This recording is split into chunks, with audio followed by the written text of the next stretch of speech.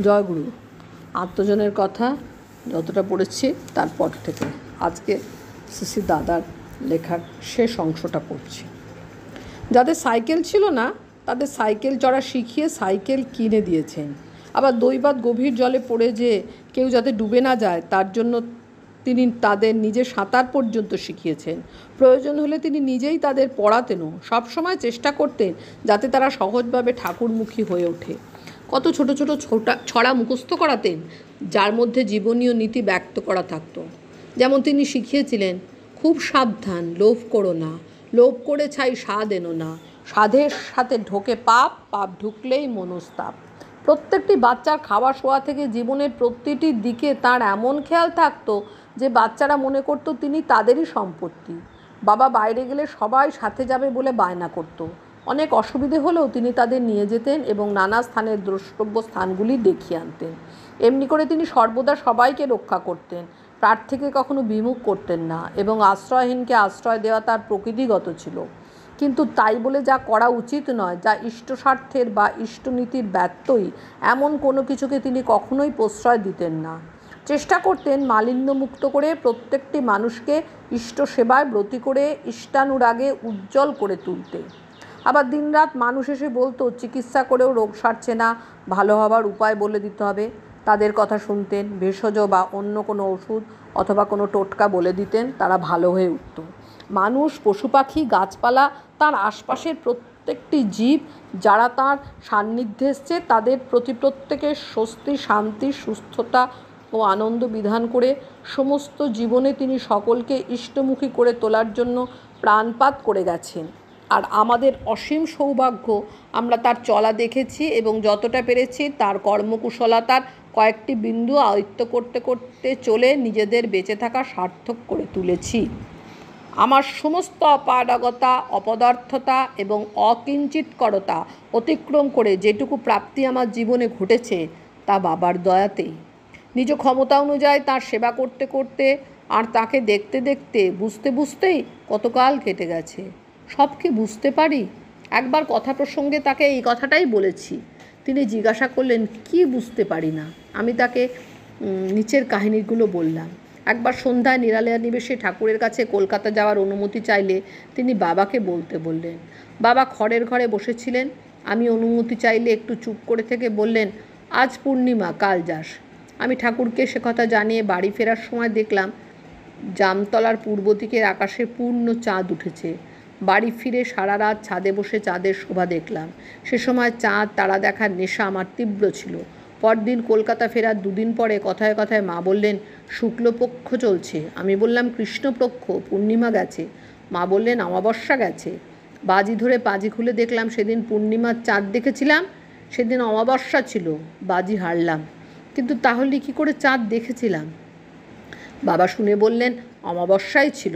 আমি হয়তো ভুল করে পূর্ণিমা বলেছিলাম। তুই আমাকে সম্পূর্ণ বিশ্বাস করিস বলে অমাবস্যাতেও ওভাবে চাঁদ দেখেছিলি। এটাই কি ঠিক? জানি না, বুঝি না ব্যাপারটা। আর একবার ডিব্রুগড় থেকে ডিগবয় যাওয়ার পথে জনৈক গুরুভাই তার বাড়ির দরজায় দাঁড়িয়েছিলেন। তিনি দীক্ষা নিয়ে কোনোদিনই কিছু পালন করেননি।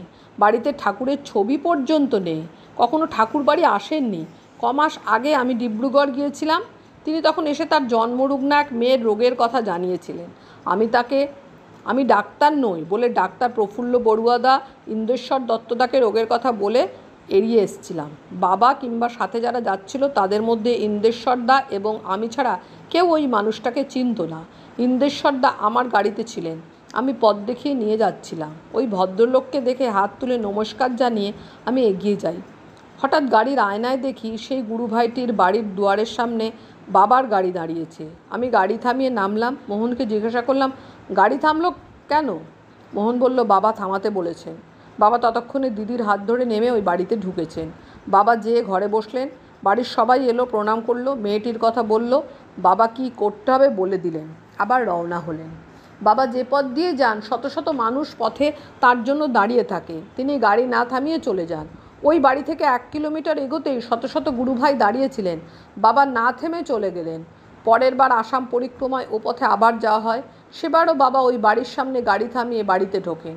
আমি কাহিনী বলে বাবাকে বললাম, তিনি তো মানুষটাকে চিনতেনই না, বাড়িটাও নয়, কখনো যাননি ওদিকে, কাউকে দাঁড়িয়ে থাকতে দেখে এইভাবে কখনো থামেনও না। তবে কেন থামলেন? বাবা চুপ করে থাকলেন। আমি বললাম, আমি আমার মতো বুঝি ব্যাপারটা। এর আগে ওই লোকটার কথা ভালো করে না শুনে এড়িয়ে গিয়ে যে পাপ করেছিলাম, তা তিনি আমাকে ভালোবাসেন বলে নিজে শুনে খণ্ডন করে দিয়েছেন। ঠাকুর আমাকে নিজে বলেছেন, কাউকে বাদ দিয়ে চলিস না। সেই কথা না শোনার অপরাধ থেকে তিনি আমাকে রক্ষা করলেন। 1972-73 সালে দেওঘরে তখন ভীষণ গরম। বাবা তখন সবাইকে নিয়ে কলকাতায় ছিলেন, আমি দেওঘরে ছিলাম। কথা হলো, গরম কমে গেলে আমি ফিরতে বললে তখন ফিরবেন। তিনি কলকাতা থাকাকালীন কটক থেকে বিকাশ ভৌমিকদা মেয়ের বিয়ের অনুমতি নিতে এসে বাবা কলকাতা আছেন শুনে সাথে সাথে চলে গেলেন। যাওয়ার পূর্বে আমায় জিজ্ঞাসা করলেন, বাবাকে কি বলবে? আমি বললাম, বলবেন বাবা তাড়াতাড়ি না ফিরলে আমরাও সবাই কলকাতায় যাব। পরদিন বেলা 10টার সময় অফিস থেকে এসে একজন আমাকে বলল, বাবা আমাকে ফোনে ডাকছেন। আমি অফিসে গিয়ে ফোন ধরতেই জিজ্ঞাসা করলেন, দেওঘরে ফিরবেন কি না? আমি মানা করে বললাম, ভীষণ গরম এখন, ঠান্ডা হলে খবর দেব, তখন ফেরা ভালো। বাবা বললেন, তুই যে বলেছিস আমি না গেলে চলে আসবি, বললি কেন? আমি বললাম, দেখতে ইচ্ছে করে তাই বলেছি। তিনি বললেন, এই তো তোর সামনে দাঁড়িয়ে আছি, দেখছিস? আমি বললাম, দেখতে পাচ্ছি না। তিনি বললেন, দেখতে পাচ্ছিস না মানে? আমি তো তোকে দেখছি, টেবিলে ত্রিভঙ্গ মুরারির মতো পা ঝুলিয়ে বসে ফোন করছিস, তুই আমাকে দেখছিস না কেন? আমি বললাম, আমি তো দেখতে পাই না। বাবা বললেন, ইচ্ছে নেই তাই দেখিস না? জানি না ইচ্ছে নেই তাই দেখতে পাই না কি না, জীবনটার বেশিরভাগই তো কেটে গেল তাঁকে দেখে, বুঝতে চেষ্টা করে। শেষ পর্যন্ত পরিপূর্ণভাবে দৃষ্টিমান হয়ে উঠতে পারবো কি না, সেটাও তো বাবার দয়ার উপরেই নির্ভর করে আছে। পিতৃপ্রসাদে সব কিছু পাওয়া যায়। পরম মমতায় বাবা আমাকে বড় করে তুলেছেন, ইষ্টবিভোর আপন ব্যক্তিত্বের জাদুস্পর্শে সঞ্জীবিত করে, ইষ্টে সংযুক্ত করে, তাঁরই প্রতিষ্ঠাপন্ন হয়ে চলার দিব্য সাধনায় ব্রতী করে তুলে ইষ্ট দেবতাই জীবনের পরম আরাধ্য দেবতা এই মহামন্ত্রে আমার চেতনাকে উদ্বুদ্ধ করেছেন। আমার এর থেকে বড় প্রাপ্তি আর কী হতে পারে? ঠাকুর স্বয়ং বলেছেন, আরাধ্য দেব পিতাকে তুমি নিত্য করো নমস্কার, জ্ঞানদাতা তিনিই যেন, শিবরূপিতে তিনি তোমার। তিনি আরও বলেছেন, পিতা স্বর্গ, পিতা ধর্ম, পিতাই তপের নন্দনা, পিতৃপ্রীতি চারিয়ে আনে সব দেবতার বন্দনা। জয়গুরু। শ্রী শ্রী দাদার লেখা আজকে এখন শেষ হলো।